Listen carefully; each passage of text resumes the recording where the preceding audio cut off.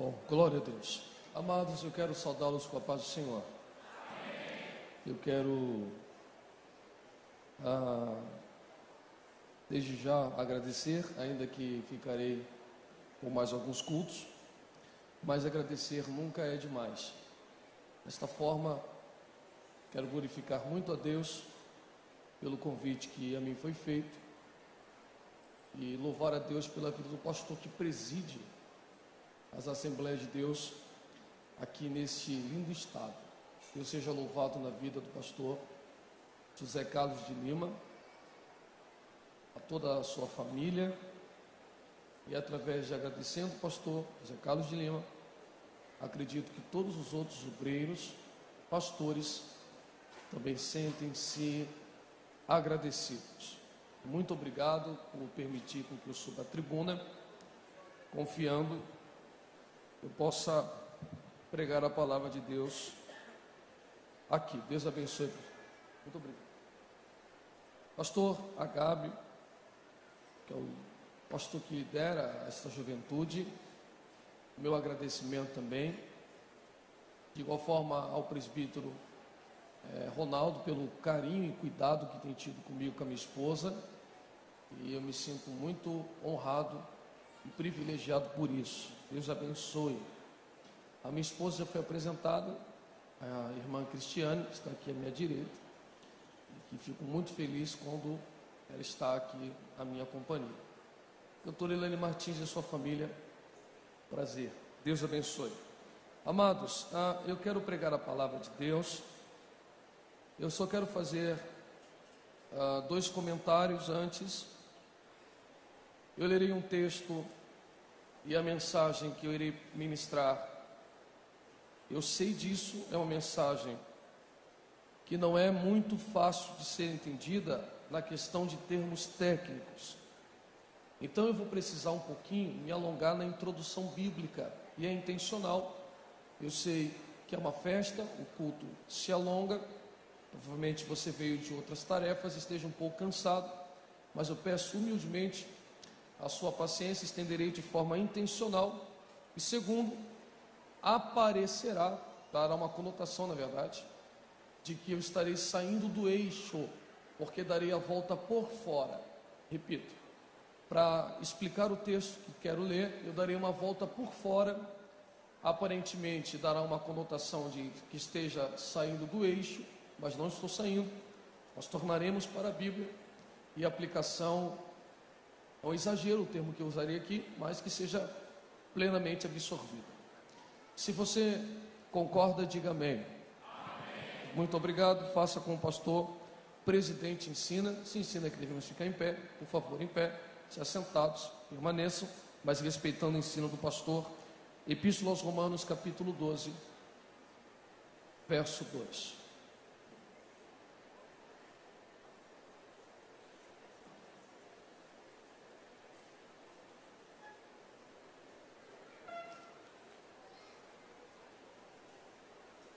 Os que encontraram, digam amém. A parte A é o suficiente. E não sede conformados com este mundo, mas sede transformados pela renovação do vosso entendimento. E não sede conformados com este mundo, mas sede transformados pela renovação do vosso entendimento. Se você puder e quiser, você diga amém. Amém. Quando lemos as epístolas, o que notamos na sua leitura? Notamos e percebemos que temos a capacidade ou a possibilidade de dividirmos as epístolas em duas partes, em dois conglomerados. E damos um substantivo a estas partes. A primeira epístola nós podemos denominá-la de paulinas, e a segunda nós podemos chamá-las de gerais ou universais. O texto, o conteúdo, ele é muito similar. As epístolas tratarão, por exemplo, de assuntos a dogmas, liturgia, ética, moral e etc. No entanto, a metodologia do ensino se difere. O substantivo deixa muito explícito a epístola, por exemplo, paulina, escrita por Paulo, tem um método diferente no seu ensino. Paulo trata de assuntos específicos para igrejas específicas. Dou um exemplo. Quando lemos as epístolas paulinas, percebemos que as epístolas têm um endereço específico. Epístola aos Romanos, epístola a Corinto, epístola a Filipe, epístola a Timóteo, Tito, e aí vai. Qual é o pensamento paulino? Pegar a igreja e tratar desta igreja em assuntos específicos. Obviamente, por exemplo, na epístola que lemos, a qual Paulo não teve a oportunidade de ir visitar esta igreja, ainda que seja estranho falar igreja, porque a igreja romana não era uma igreja organizada como esta, ou como a de Corinto, ou a de Filipos, mas era uma igreja, e Paulo, ainda que desejoso, não teve a possibilidade de ir, mas trata de assuntos específicos ligados a Roma, o que também não significa, quando eu uso esse termo específico, limitar o conteúdo das epístolas, restringindo a cada conteúdo vinculado a um endereço específico. Longe de mim fazer isso, quando o próprio apóstolo Paulo recomenda que as epístolas sejam trocadas, a fim de que haja leitura, a fim de que também proporcione crescimento ao todo. Mas a princípio, ou em teoria, as epístolas paulinas são mais específicas, tratando de forma específica de uma igreja. Coríntios, por exemplo, é um caso muito explícito disso. Há um comportamento da igreja de Corinto, de um jovem que está cometendo ações sexuais com a própria madrasta, e o apóstolo Paulo trata de forma específica daquela igreja, ainda também que não seja de exemplo para outros. As gerais universais são distintas, que também já deixa explícito no seu substantivo, no seu conteúdo, no nome que carrega. Por exemplo, dá-nos um exemplo, Carlos, de uma epístola geral ou universal, para que possamos entender o seu método de ensino. Primeira epístola de Pedro, no capítulo 1, verso 1. O apóstolo Pedro, ainda que usa a expressão dispersão, que é uma expressão judaica, ele cita províncias romanas, o que nos faz crer que a direção ou intuito da escrita não é para tratar de uma igreja de judeus que se aproximaram de Cristo, mas de uma igreja gentílica, ou seja, pessoas que não tinham um relacionamento com Deus, que se achegam com eles, e ele não trata de uma comunidade, uma província romana em específico, como Paulo faz, mas abrange o todo. Bom, agora que você percebeu que existem, de forma bem rápida e prática, dois tipos de espécies que nós podemos assim separar, no que concerne a metodologia, você logo está percebendo que as epístolas, então não deveriam ter caráter profético. Repito, em teoria, as epístolas não deveriam ter conteúdo profético, o que significa dizer a vocês que o que está sendo tratado em cada epístola, sejam elas gerais ou universais, não trata-se de acontecimentos de um tempo que está por vir, ou seja, não são acontecimentos atemporais deslocados do tempo, mas sim circunstanciados àquele tempo, àquele contexto, àquela igreja e àquele momento. Em teoria, o pensamento dos apóstolos era tratar a igreja concernente àquele momento específico, digo, em teoria. Agora, o texto que lemos, no capítulo 12, verso 2, ainda que seja um tema, ainda que específico para Roma, ou para a igreja naquele momento, ele é tão extraordinário que ele não se deteriora com o tempo. Ele cruza a barreira do tempo, abraça-nos em 2016, e aí é um conceito subjetivo. Eu digo sem medo de errar, que o verso 2 do capítulo 12, parte A que lemos, é o suficiente para que me faça acreditar que é um dos textos mais importantes que a igreja contemporânea precisa meditar. E aí você me pergunta, Carlos, como é que você chega a este resultado? Chega a esse resultado na expressão que Paulo usa: e não vos conformeis com este mundo, mas sede transformados, segundo a renovação do vosso entendimento. Primeiro ponto, a expressão de Paulo, não vos conformeis, ela dá uma conotação no grego de não tomar o molde semelhante a, ou o padrão segundo a. O que Paulo está dizendo? Paulo está dizendo que há um padrão lá fora e um padrão aqui dentro, e esses padrões não se conversam. Segundo ponto, o apóstolo Paulo não aconselha que o indivíduo transforme o mundo, mas que o indivíduo seja transformado através de quê? Da renovação do vosso entendimento. A expressão renovação no grego dá a conotação de deixar de fazer aquilo que se fazia no passado. E a expressão entendimento é razão, sentimentos, emoções coligados à razão, ou à consciência, perdão. Razão, sentimentos, emoções coligados à consciência. Então Paulo está trazendo um ensino extraordinário. O que o apóstolo Paulo está dizendo? Há um padrão aí fora, a qual não é o padrão de cá. E nós temos que ser transformados segundo a renovação do nosso entendimento. Então é um padrão ideológico. O que Paulo está dizendo é: só há transformação aqui se houver transformação na consciência. A partir do momento que a consciência é renovada, o comportamento é transformado. O que Paulo está dizendo aqui, nós podemos chamar na sociologia de fenômeno sociológico. E o que seria este fenômeno sociológico? O que Paulo está dizendo é que a igreja, por exemplo, aqui de Paraíba, só influencia em teoria e não deveria ser influenciada. Por que Paulo está dizendo isso? É simples. Vou usar um exemplo. Tínhamos uma vida pautada no padrão de lá, quem a tinha.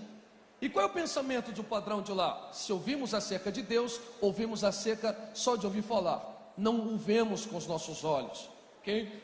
Ora, quando você entra aqui e confessa a Cristo como seu Senhor e Salvador, você passa por aquilo que chamamos de discipulado. E no discipulado, você vai aprendendo quem é Deus através das Escrituras, que é o primeiro passo de uma cognoscibilidade. Então a sua capacidade de compreensão divina vai se dando conforme você vai meditando nas Escrituras. E conforme você vai meditando nas Escrituras, o que é que você encontra? Que existe um ser supremo que criou tudo isto aqui, e que isto aqui não é choque de matéria.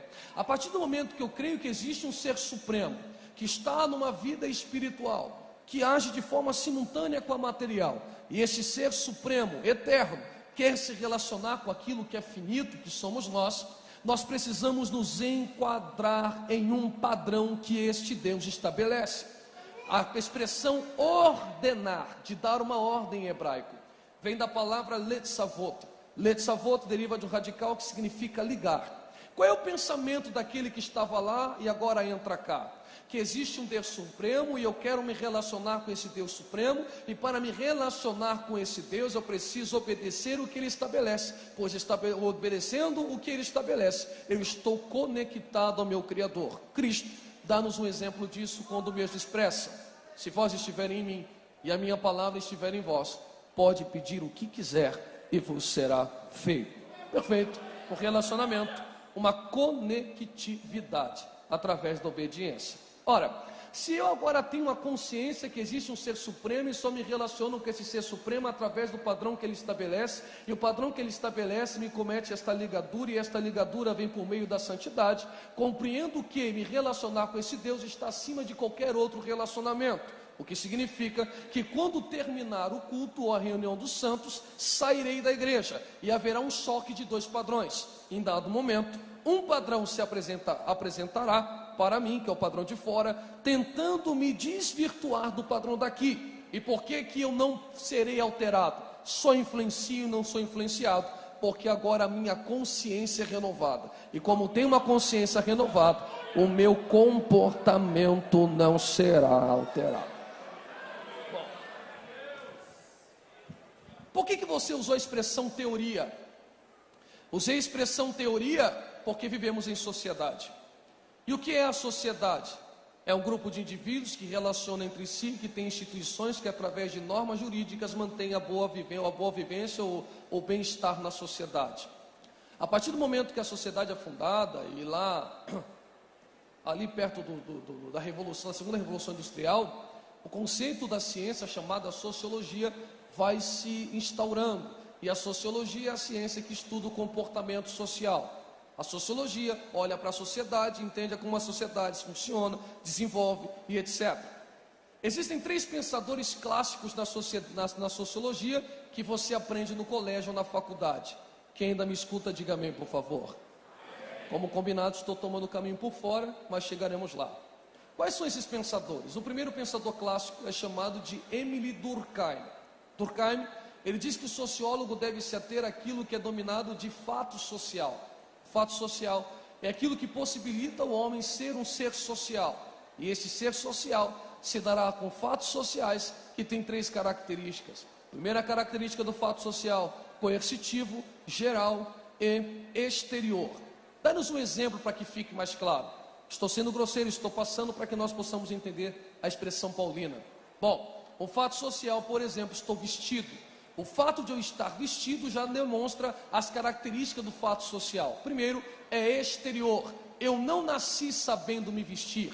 Foi ensinado através da educação. Então ele é exterior. Ele é antes do indivíduo, depois do indivíduo. Ele é coercitivo. Se eu arrancar a minha roupa, cometo atentado ao pudor, serei preso. E ele também é geral. Não se aplica só a mim. Todos que cá estão vestidos. Coercitivo, geral e exterior. Então ele diz: entenda o fato social e entenderá a sociedade. E para Durkheim, a instituição é que tem o poder da educação. Então por isso que ele usa a expressão de Comte: ordem e progresso. A instituição coloca ordem e a sociedade haverá um progresso. E esse progresso haverá através do fato social, que é mediante educação. Depois dele vem um homem chamado Karl Marx. Karl Marx ensina a infraestrutura e a superestrutura. Na cabeça de Karl Marx existe algo chamado de materialismo histórico. Para ele, para entender a sociedade, o homem deve ver aquilo que é concreto, que é o sistema socioeconômico. Presta atenção, o sistema socioeconômico, como os indivíduos se relacionam, mexe com algo chamado de superestrutura, ideias, políticas, normas, instituições, etc.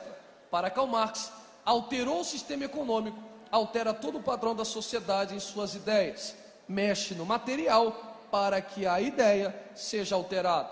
E Max Weber, diferente, inaugura a sociologia chamada de compreensiva. A sociologia compreensiva, ela tenta investigar e dizer que as ações dos homens são carregadas de significados. Para Max Weber, não só o fato social, nem o materialismo histórico influencia como a sociologia compreensiva da investigação do significado das ações dos homens. Bom, como é que Weber chega a esse pensamento? Revolução industrial está acontecendo, está se alterando o padrão de produção. Esse padrão de produção que está sendo alterado se dá pelas indústrias que estão sendo criadas. Existe para a cabeça de Weber um pré-capitalismo e um capitalismo moderno. Te dou um exemplo. Suponhamos que eu sou alfaiate antes da Revolução Industrial. Para eu produzir um terno como esse, levaria dias, ou um dia, porque costuro à mão. Então o que produzo para o meu próprio consumo. Nesse pensamento, o que me resta eu posso trocar, mas resta pouco para a troca, a maioria é para o próprio consumo. Nesse momento a Igreja Católica prega um pensamento chamado de pecado de usura. Estamos chegando na Bíblia. O que é o pecado de usura? No pensamento católico, neste tempo, o pecado de usura se comete quando o homem passa a querer produzir além do que necessita. Então existe um ócio, um tempo vago. O homem trabalha e o trabalho não se mistura com a religião. Perfeito. O homem precisa de um tempo vago para buscar a Deus. Quando Lutero faz a reforma protestante, ele traz um conceito chamado de vocação. Para Lutero é diferente. Se Carlos sabe costurar porque Deus deu um talento para o Carlos. E quando o Carlos costura, não só costura para si, mas desenvolve um talento ao qual Deus havia lhe dado. E desenvolvendo esse talento, está adorando a Deus. Depois de Lutero veio Calvino. E Calvino disse: não, vai além disso. Existe uma predestinação. Os homens não escolhem a Deus. Pensamento calvinista que não é o meu. É Deus quem escolhe os homens através da graça irresistível. O mundo é criado por Deus para que os eleitos de Deus vivam no mundo. E os eleitos de Deus testemunham àqueles que não são eleitos a existência desse ser supremo. Nasce a pergunta: quem é os eleitos? E como os eleitos vivem? Para a mentalidade, segundo Max Weber escreve no livro Ética Protestante e o Espírito Capitalista, ele diz o seguinte: ora, está escrito na Bíblia Sagrada: o homem viverá do suor do seu rosto. O homem que não trabalha não deve se alimentar, não é digno do alimento. Partindo desse pensamento, trabalhar passa a dignificar o homem. O homem que trabalha, obedece o que Deus estabeleceu, viverá do suor do seu rosto. Então trabalhar é bom e é uma forma de mostrar ao todo que eu amo tanto a Deus, que obedeço a Deus até no trabalho. Bom, quando isso começa a acontecer, nasce a sociedade capitalista. E no capitalismo, Weber entende que só na sociedade protestante o capitalismo está sendo aderido. E ele passa a entender que, se eu altero a tua ideia, eu altero o teu comportamento. O problema é que na sociedade capitalista, onde o calvinismo está vinculado ou é forte, o que acontece? Bom, Carlos Júnior não costura mais à mão. Carlos Júnior tem uma confecção de costura. Agora estou produzindo em excesso. E produzindo em excesso, não produzo só para mim, produzo para que todos possam consumir. E o capital só irá girar se alguém consumir aquilo que estou produzindo. Pergunto mais uma vez, quem está me ouvindo, diga amém, por favor. Amém. O problema é que os calvinistas não consomem em excesso, porque é uma forma de mostrar à sociedade, segundo Weber, que eles são eleitos. Eles ganham muito dinheiro, e o dinheiro que ganham eles guardam e não gastam além do necessário. E por que não gastam? Para mostrar a todos que o dinheiro não corrompe um eleito. Bom, no século XIX os homens começam a sair de Deus. O humanismo, principalmente o pensamento nietzschiano, vai crescendo, vai crescendo, vai crescendo, vai crescendo, e a sociedade do consumo cresce do lado. Qual é a sociedade do consumo? A sociedade do consumo é a sociedade que acha utilidade no produto. Te dou um exemplo. Fiz 29 anos de idade na terça-feira agora. Quando eu ia comprar sapato com a minha avó, pastor presidente, a minha avó pegava o calçado e batia na sola do calçado e virava o calçado assim. E eu perguntava para minha avó, por que a senhora faz isso com o sapato? E ela diz, para ver se o produto é bom. Qual é o pensamento da sociedade do consumo? Eu não ligo para a marca, eu ligo para a utilidade e a durabilidade. Os mais antigos não ligam para a marca, ligam para a utilidade do produto. Só que em dado momento, os sociólogos não sabem explicar muito bem, alguns culpam o marketing, diz que nasceu a sociedade consumista. E no consumismo, eu não consumo por necessidade ou por utilidade, eu consumo por mero prazer. Ora, como o homem está se desligando de Deus cada dia mais, qual é o pensamento que se afora lá? Sua vida é tão curta. E aí que minha vida é curta? Já que a vida é curta, o importante é que você tenha o máximo de prazer na vida. Com isso eu produzo as coisas e vou tirando a vida e a durabilidade do produto. Nasce a sociedade líquida. Te dou um exemplo.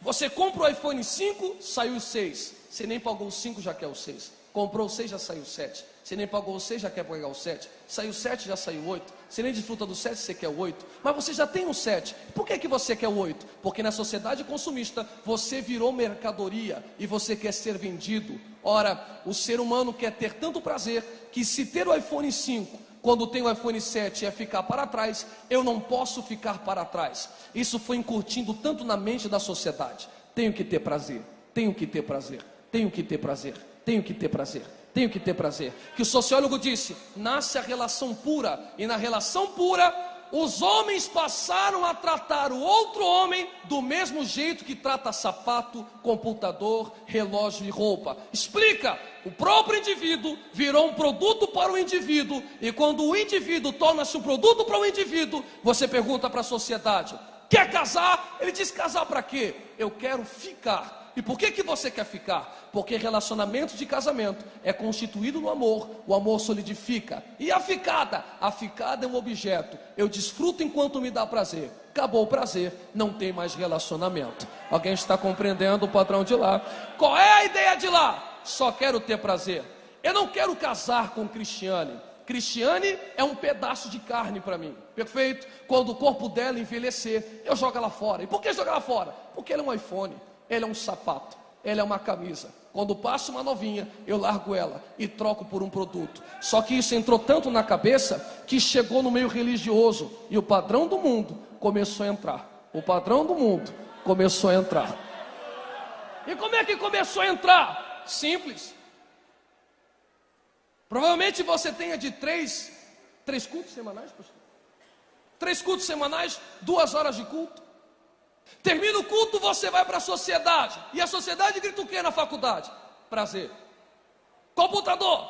Prazer. Televisão? Prazer. E como o crente passou a vir para a igreja? Tenho que ter prazer. Tenho que ter prazer. Tenho que ter prazer. Tenho que ter prazer. Queremos tanto prazer que se não tiver cartaz eu não vou para o culto. Porque aqui virou um cardápio. Se não for o pregador que eu gosto, eu não vou. Se não for o cantor que eu não gosto, eu não vou. Virou tanto um produto que Deus virou o garoto do McDonald's. Eu chego, sento, peço o que quer, Ele tem que me dar. E se Ele não der, eu largo Ele. Por quê? Eu só quero prazer. Eu só quero prazer. Eu só quero prazer. O que é que o neopentecostal vive? Nós somos pentecostais tradicionais. Qual é o pensamento neopentecostal? Eu não quero casar com Deus. Eu só estou dando uma ficada. E como é que fica com Deus? Eu venho aqui, dou uma esfregada, vou embora e deito com pecado. Venho aqui, dou uma esfregada, vou embora, deito com pecado. Venho aqui, dou uma esfregada, vou embora, deito com pecado. E por que você deita com pecado? Eu quero prazer, prazer, prazer, prazer, prazer. Mas quero crer que esta noite o padrão daqui não vai se alterar com um padrão de lá. Porque se alterando, ganharemos o pensamento de Judas.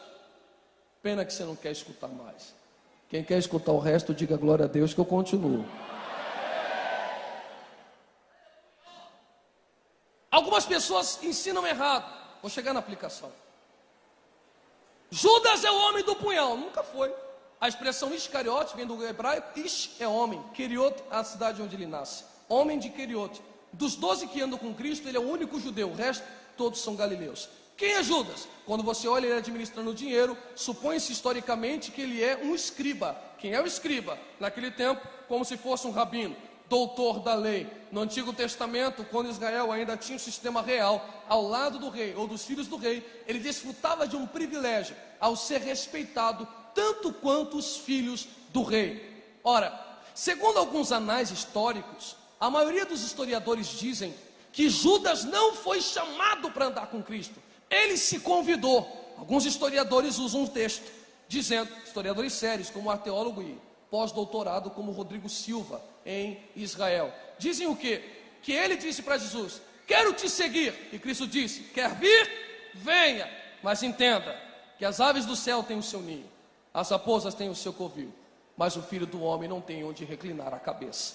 Qual é o pensamento de Judas? Ele olha para os seguidores de Cristo e vê que nenhum é escriba. Como nenhum é escriba, ele diz, ele tem o perfil do Messias. Quando ele for rei em Israel, eu estarei do lado dele, desfrutando de um privilégio. Qual o pensamento de Judas? Eu só gosto de Cristo, porque Cristo pode dar o que eu quero. Consumista. Eu só ando com Cristo, porque Cristo pode dar o que eu quero. Ficante. Não dê o que eu quero, eu te troco por 30 moedas de prata. Conforme ele vai andando com Cristo, Cristo vai pregando aquilo que confronta o desejo dele. Ele diz que Jesus será o Messias, e o Messias judeus prega o Olam Tikkun, Olam Mundo Tikkun, restauração. A restauração do mundo se dará quando Roma caísse naquele tempo. E Jesus diz, dai a Deus o que é de Deus. Judas diz, esse é o Messias. E ele termina, dai a César o que é de César. Ele diz, não é o Messias. Eu vou morrer, se você morrer, aonde eu me sento? Já que você não dá o que eu quero, eu te vendo por 30 moedas de prata. Já que não é o culto que eu gosto, eu te troco pelo Facebook. Já que não é a mensagem que eu gosto de ouvir, eu desfaço e vou tomar água.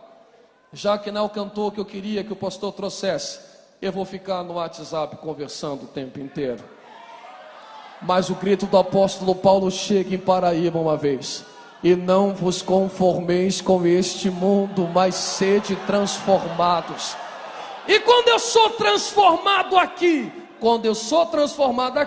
eu arranco o comportamento de Judas e pego o comportamento de Sadraque, Mesaque e Abidnego. E qual é o pensamento de Sadraque, Mesaque e Abidnego? Nabucodonosor diz assim: fornalha, tu vai morrer.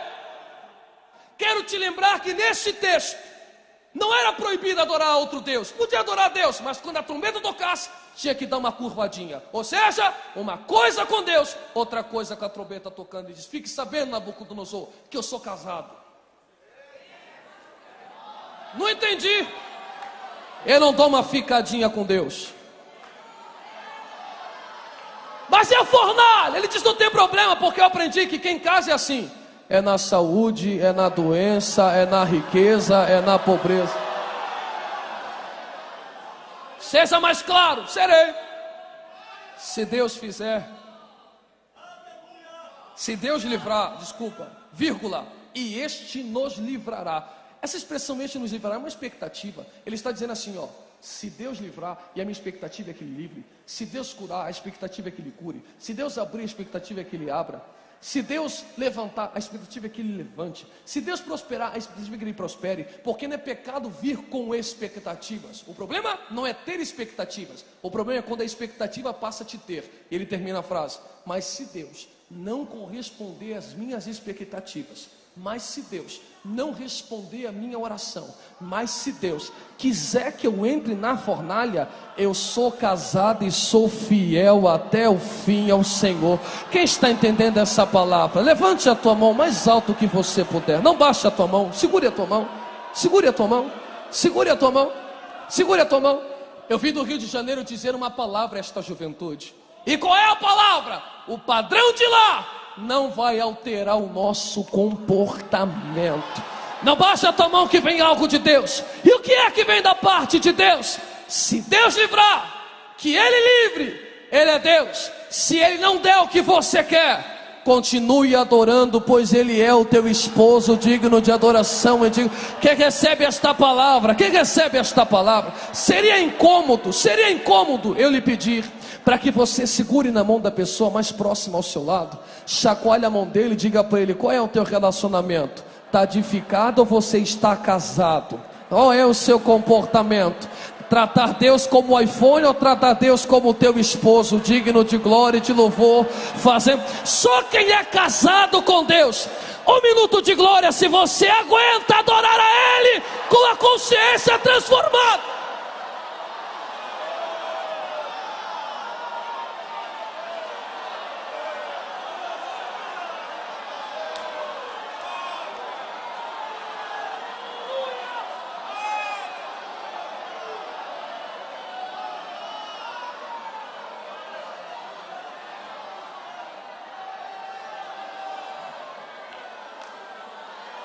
Os neopentecostais estão tão perdidos que eles acham que a mão de Deus está só onde há cura, só onde há estas coisas, quando na verdade a mão de Deus está quando o maior milagre acontece, que é a conversão e a transformação de uma vida.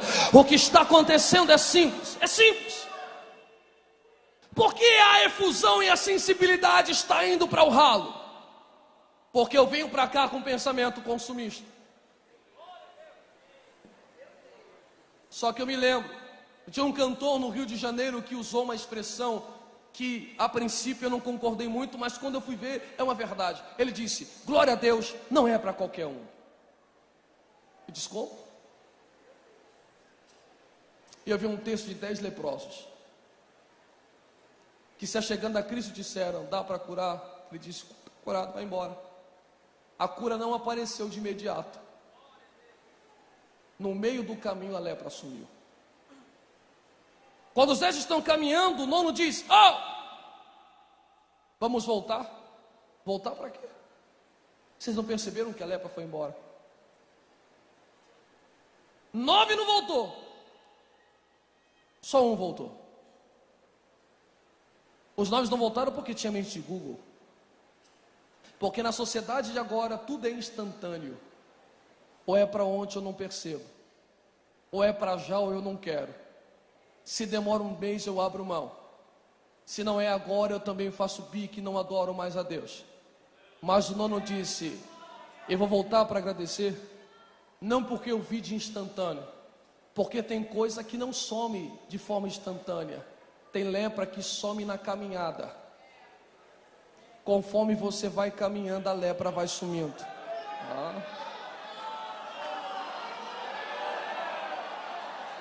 Me perdoe o visitante, de forma nenhuma quero ser ofensivo, de forma nenhuma, mas talvez você não consiga compreender. Por que esta igreja é tão barulhenta? É simples. E talvez você pergunte, eu conheço a vida de alguns aqui e sei que alguns não têm uma vida tão boa assim, para estar tão feliz. Alguns passam dificuldades, e por que gritam? Simples. Porque conforme foram caminhando debaixo desta palavra,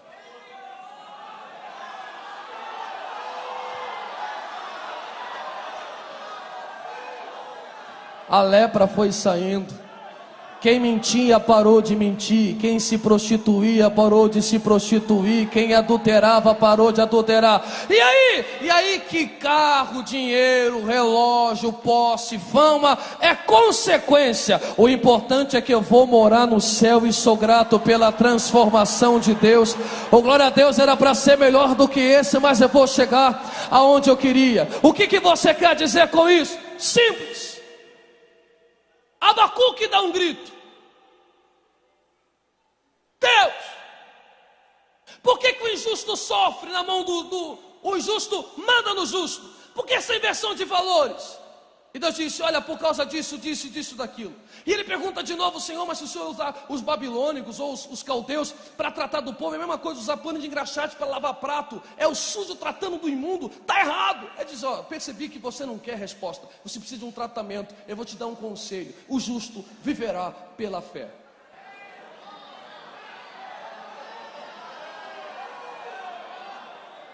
Aí ele disse, agora eu entendi.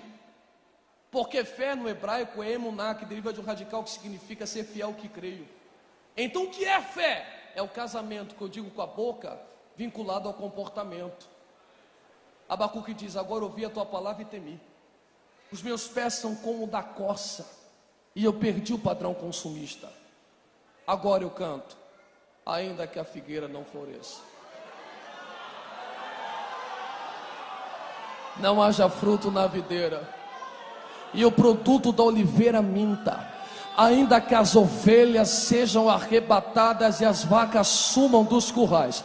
Quem deu glória a Deus é que está entendendo, está compreendendo? Mas eu vou explicar, a minha função é explicar. O que Abacuque está dizendo? Simples. Abacuque vira para a Babilônia e diz, vem Babilônia, pode tomar tudo que é material, leva a videira, a figueira, a oliveira, o gado, leva tudo aquilo que é o básico para o meu sustento, pois ainda que tudo que é material vá embora, todavia, sou casado, me alegrarei no Senhor,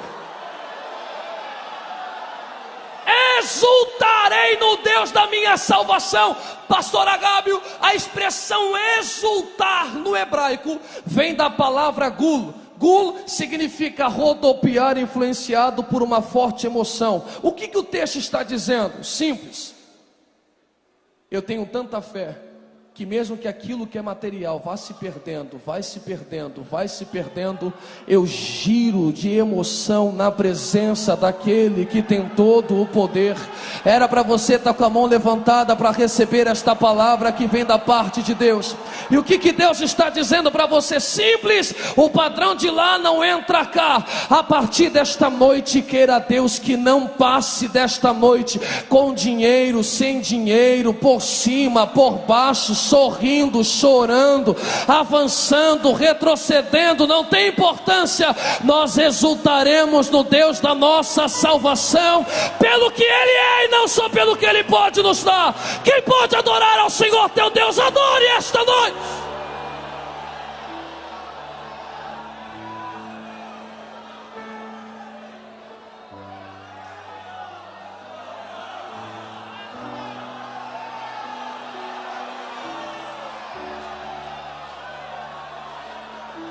Não pare de adorar. Hoje se cumpre o hino da harpa.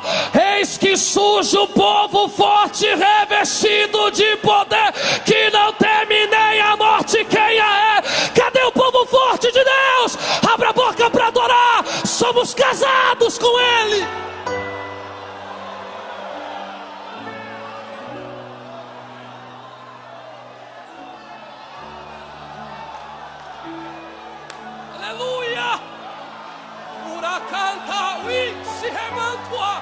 Aleluia, Recebe esta presença que eu estou recebendo aqui agora. Sinta esta presença que eu estou sentindo. Deus não é um objeto de consumo.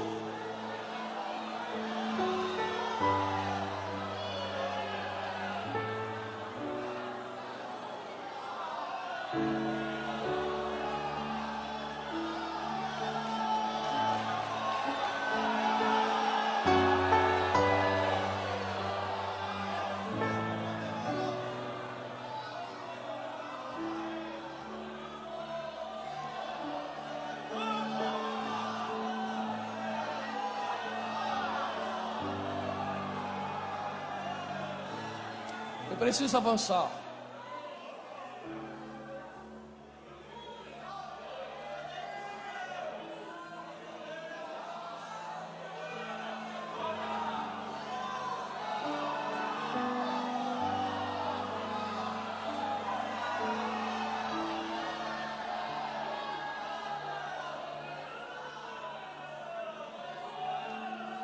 Falo de um segundo padrão e prometo que não me estendo. Há um padrão chamado de narcisismo. Esse padrão é perigoso, porque o narcisismo é um conceito que vem de uma mitologia, de um conto mitológico da Grécia. Narciso, segundo o conto mitológico, é um rapaz filho de uma ninfa e é muito belo. Narciso é tão belo que o conto diz que ele é irresistível.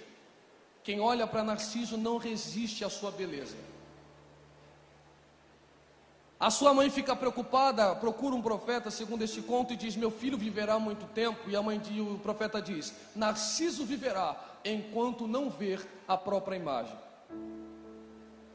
Nesse conto tem uma história paralela, que é a história de Zeus. Zeus é um deus casado com Hera, que traía Hera, e para atrair Hera, chamava uma ninfa chamada Eco. E Eco era um pivô da traição. Quando Hera descobre que Eco é o pivô da traição e das escapadas de Zeus, ela amaldiçoa Eco. E a maldição de Eco é: já que você fala muito, Eco, e fala por último, você repetirá a última expressão de quem falar com você. Eco está amaldiçoada a falar só quando alguém fala com ela, repetindo a última expressão que ouviu. Narciso não é só belo, vira um caçador, e virando um caçador, sai a caça e se desgarra do seu grupo. Desgarrando do seu grupo, ele grita: tem alguém aí? Eco ouve e responde: aí, e etc. Quando ela vê Narciso, ela se encanta por Narciso. Ela flerta com Narciso, mas Narciso não aceita o flerte. O conto diz que Eco fica tão triste que ela se esconde na caverna a chorar e morre por amor a Narciso. Quando as ninfas ficam sabendo que Narciso foi o causador da morte de Eco, elas fazem um protesto. Os deuses decidem amaldiçoar e pegar Narciso. E como é que eles pegam Narciso? Eles colocam um rio na frente de Narciso. Narciso, vendo o rio, segundo conta, a água era límpida, nenhum peixe havia nadado, nenhum homem havia mergulhado. Ele diz: provarei desta água. Quando ele vai provar da água, ele se vê no reflexo da água. E vendo-se no reflexo da água, ele se apaixona pela própria imagem. Ele se acha tão belo que, segundo o conto, ele deixa de comer e de beber, encantado com a própria imagem. Qual é o final de Narciso? Ele morre se adorando. Quem é narcisista? Não é quem tem amor próprio, é quem tem só amor por si mesmo.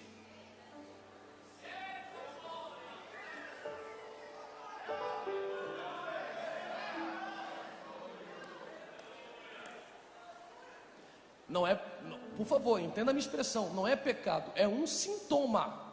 Qual é o sintoma? Eu entro no avião e eu vou para o restaurante, eu chego na igreja e eu vou, acabo o culto e eu não quero registrar o momento, eu quero que isso que está sendo registrado me gere curtida, porque se eu não for curtido, ninguém mais pode ser curtido.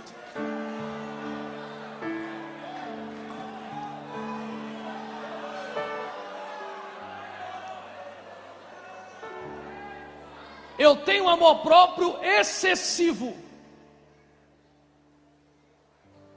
Está tão apelativo que tem moça arrancando a roupa para ganhar curtida.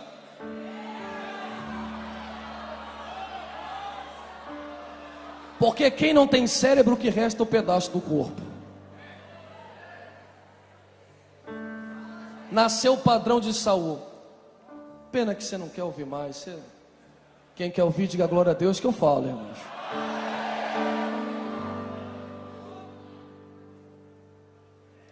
Qual é a geração de Saul? Narcisista. Quem é Saul? Um homem lindo do ombro para cima. Um homem que não se incomoda quando Golias levanta. Porque se incomodasse, ele ia ter enfrentado Golias. E não enfrentou Golias. O que é que tira Saul do sério, Carlos Júnior? Quando a guerra termina e as mulheres começam a cantar. Saul mata 1000. Aí ele diz, opa, curtida é comigo mesmo. Mas tem um camarada aí chamado Davi.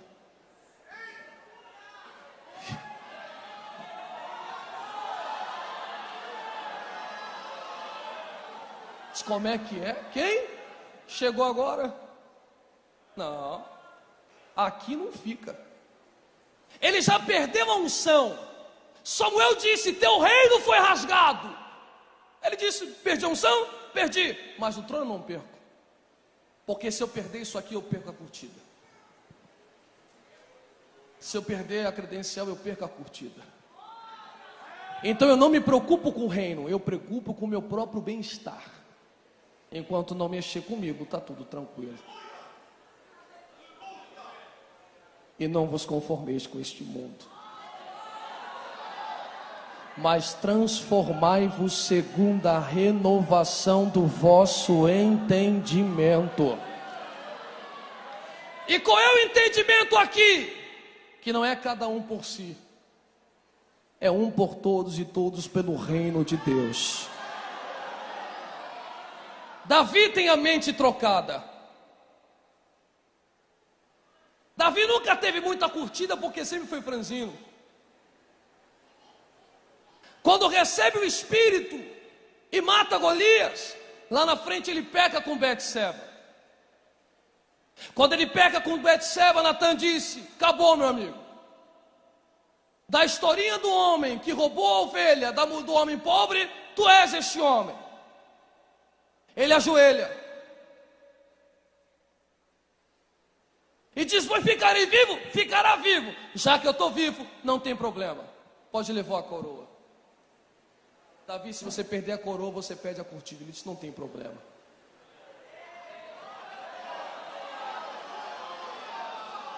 Vou marcar um gabinete com o pastor que eu vou rasgar a alma. Não faz isso, se você fizer isso, tu vai perder a curtida. E disse, é melhor estar bem com Deus do que estar bem com o povo inteiro. Não vou viver de aparência.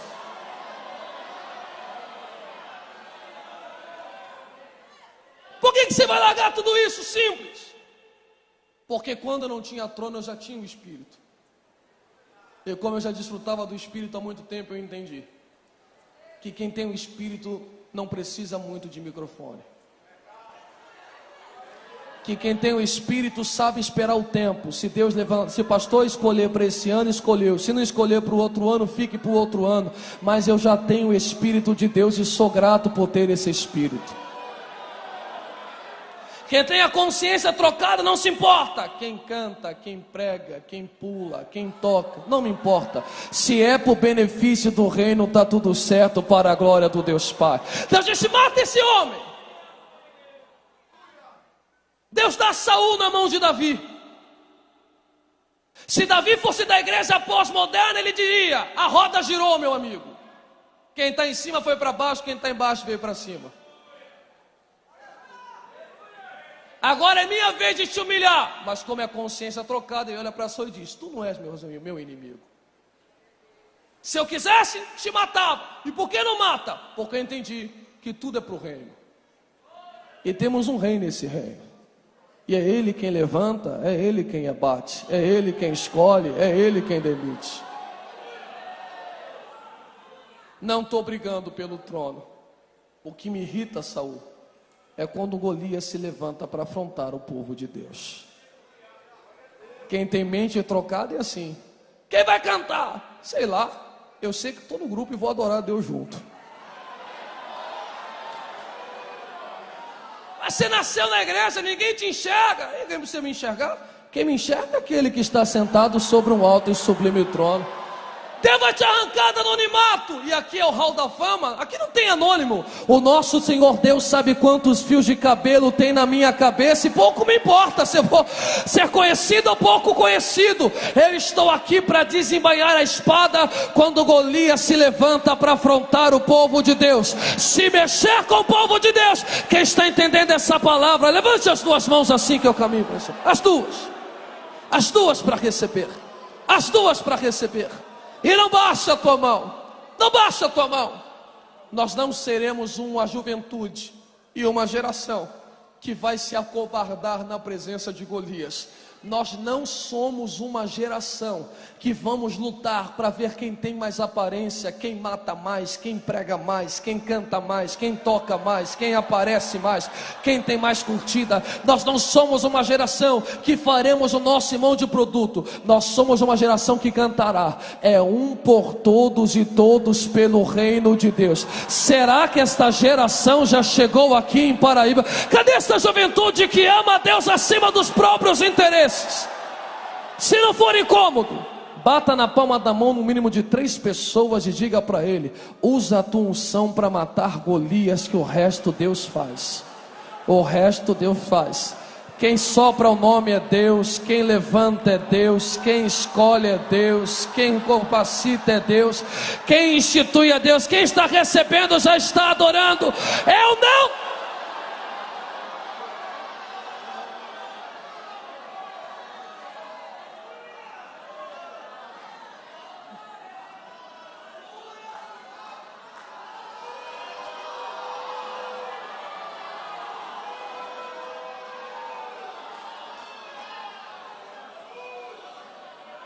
Eu termino.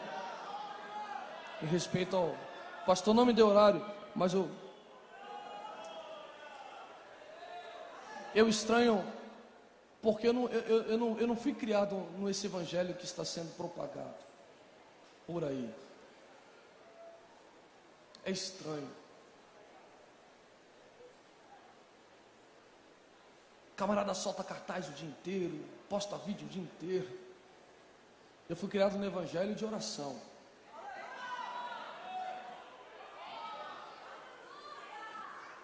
Que se orava para escolher o pregador. Deixa eu ver quem Deus quer usar para falar com a igreja dele. Fui criado no evangelho que foto era secundário. Do tempo para dentro, o celular desligado e o fogo pegando.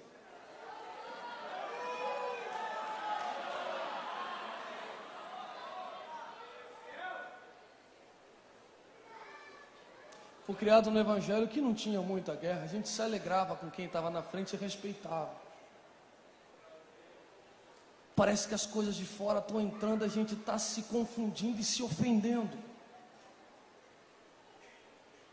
Por causa de trono, de cadeira e microfone.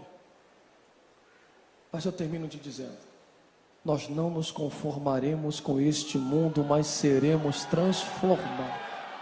Eu vou repetir mais uma vez para você dar glória a Deus mais forte.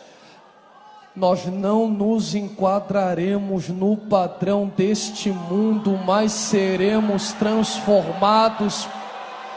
Vou repetir mais uma vez para que o diabo escute e respeite. O padrão de fora não vai entrar na igreja. É a igreja que vai tomar o padrão de fora para a glória do Deus.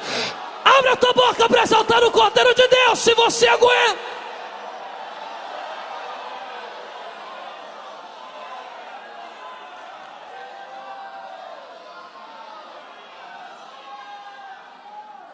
Talvez alguém entrou aqui esta noite e se perdeu na caminhada, pensando que casamento é constituído só por felicidades. tem as suas dificuldades. Mas talvez o padrão do consumismo te levou a acreditar que aqui é só para ter e não ser. Hoje eu te apresento um evangelho que te dá a vitória, mas que a sua alma é o principal aqui dentro. Compre o teu iPhone, o teu carro, o teu sapato, mas não abra mão do seu relacionamento com Deus por nada. Talvez haja alguém aqui dentro que ouviu esta mensagem e disse: Carlos, eu estou afastado. Mas eu entendi que Deus não é mais um produto. Ele é soberano e a vontade dele tem que ser feita assim na terra como é feita no céu. E eu quero casar com ele. Ele me aceita? Ele nunca te deu divórcio.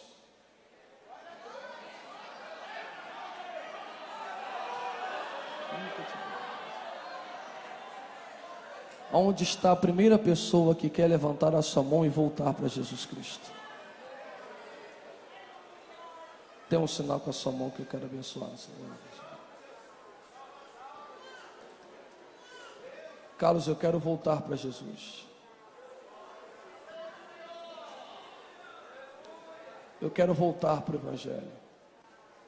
Carlos, eu quero aceitar a Jesus como meu Salvador, único e suficiente da minha vida. Onde está você? Dê um sinal com a sua mão. Está vindo a primeira vida ali. Você pode glorificar a Deus.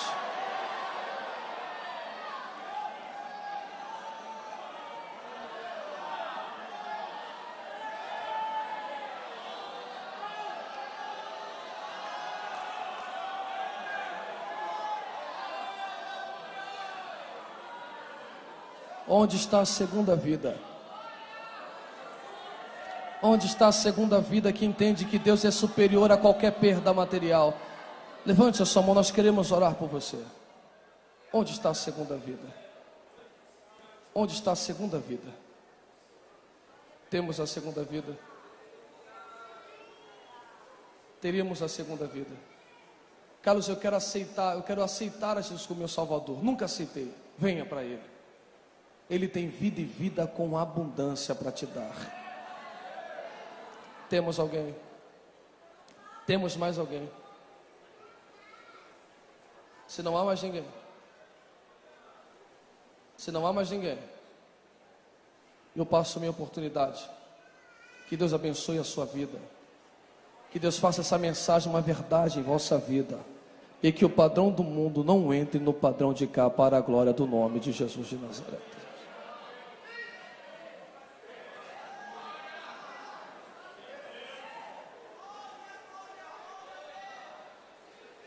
E tantas coisas